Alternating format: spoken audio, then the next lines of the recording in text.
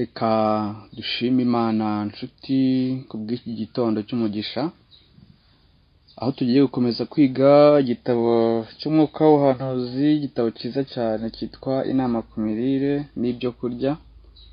Murabizi ko turi ku gice cya 14 kitubwira guteka ibyo kurya bifitiye umubiri akamaro. Ibi bisobanuye ko hari n'abantu bateka ibyo kurya ariko ntibigirire umubiri akamaro.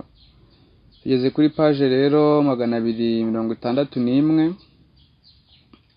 aho tugiye kureba ingingo ebyiri. Iya mbere iravuga ngo nimuteze imbere impano za buri muntu, iya kabiri ikatubwira irarika ryo gushyiraho amashuri yigisha guteka. Ibi ni ibintu bigomba kwitabwaho.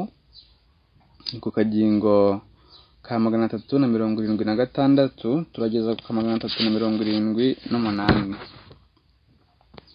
Umugambi w'Imana ni uko abagabo n'abagore b'ahantu hose baterwa umwete wo guteza imbere impano zabo mu byo guteka ibyo kurya bizanira umubiri amagara mazima, bakoresheje ibiva mu butaka bw'iwabo cyangwa se bw'aho batuye.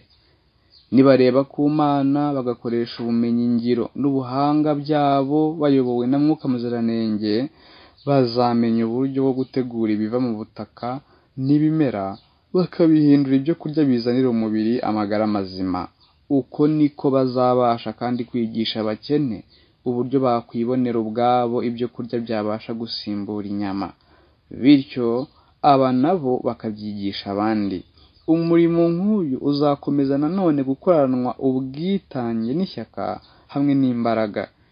Iyo warakozwe mbere, uyu munsi hagombye kuba hari ahantu cyangwa se hari abantu benshi bari mu kuri, kandi hari benshi cyane babasha kubyigisha. Nimureke tumenye inshingano yacu kandi tuyisohoze. Ntitugomba gutegereza ubufasha bw'abandi ngo tunanirwe kugira icyo twimarira, ngo dutegereze abandi ko bakora umurimo Imana yadushinze. Irarika rero noneho ryo gushyiraho amashuri yigisha guteka. Hakwiriye gushyirwaho amashuri yigisha guteka afatanyije n'amavuriro yacu, aho abanyeshuri bigishwa umwuga wo gutegura no guteka ibyo kurya mu buryo bukwiriye. Mu mashuri yacu yose hagomba kuba abantu bashoboye kwigisha abanyeshuri umwuga wo guteka, kandi bose bakabyigishwa, abahungu n'abakobwa, ariko cyane cyane abakobwa bakagira ubumenyi bwo guteka. Kwigisha abantu uburyo bwo guteka ibyo kurya bigirira akamaro umubiri ni umurimo w'ingenzi. Umurimo nk'uwo ni ingirakamaro cyane kimwe n'undi wose.